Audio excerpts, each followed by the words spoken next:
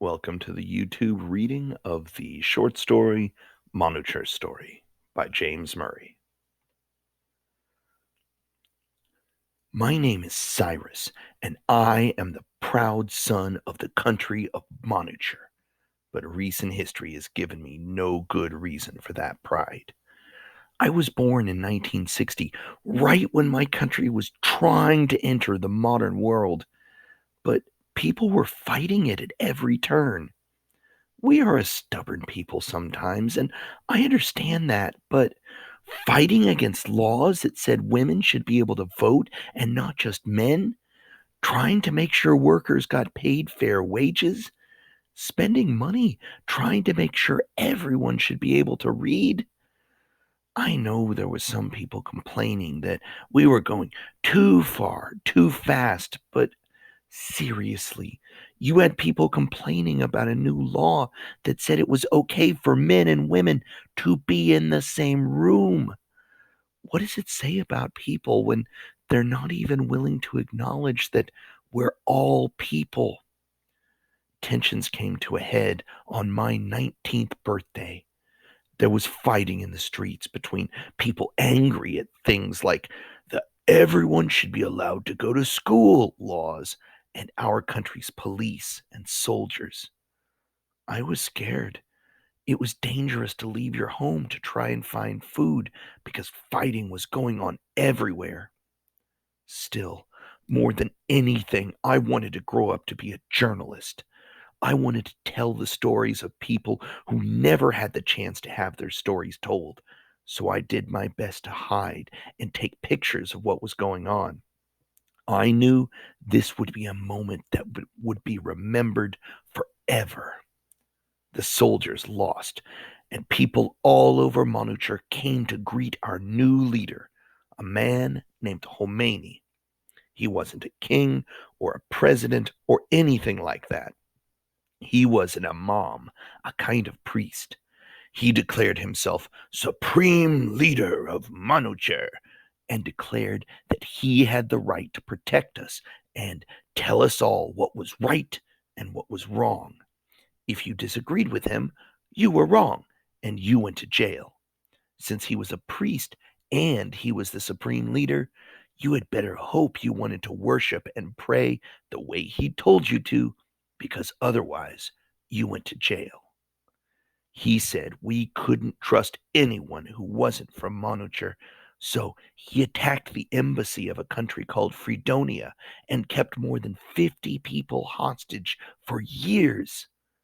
An embassy, man. Countries aren't supposed to attack embassies, no matter what. He even began calling people from countries he didn't like the Great Satan.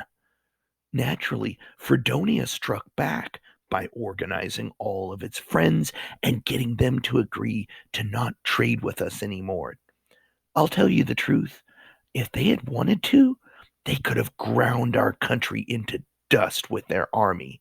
And the worst thing they do is say they won't trade with us. I was scared for 10 long years.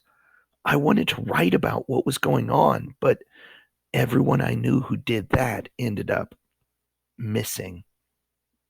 Finally, our supreme leader died, and I thought things would get better. They didn't. We ended up with a new series of supreme leaders following in Khomeini's footsteps. They got to decide who could be president and who couldn't. And even if the people tried to elect a halfway decent man, they were allowed to just ignore the votes.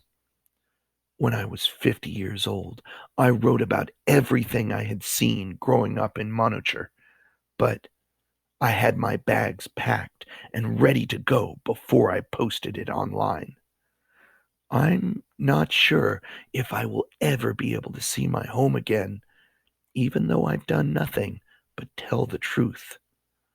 I can't tell you where in the world I live, because I'm still scared of what will happen if they find me. All right, this should be the second of two stories that you've gotten to listen to.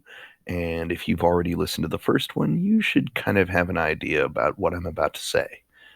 Just like with the first story, A Song for Fereydun, I wrote this creating a fictitious main character, but all the facts in the story are accurate. Everything that's talked about in the story actually happened. So the character I had telling the story absolutely 100% told the truth, but at the same time, it is the truth from a very specific point of view. And I really want y'all to be thinking about that as we learn about history and cultures, because the point of view of the person telling these things to us, it matters. It always matters. So, once again, you may have noticed there are some underlined words, not as many this time, but let's take a look at what they really mean. We have a very simple key this time. There are only two underlined words. Manucher is once again Iran. We were actually talking about exactly the same country, and once again, we were talking about the Iranian Revolution where the king was overthrown. The only other underlined word was Fredonia, which was once again the United States. In the last story, the United States was seen from a very negative point of view, and in this one, it was seen from a very positive point of view. And all the facts in both stories are accurate. That's something I want you to think about and reflect on, and it's something we are going to do a project about this week. You'll see the information on the project coming out, and you'll need to know these stories to make the project work. Until then, though, I will leave you by saying, please stay safe and stay healthy.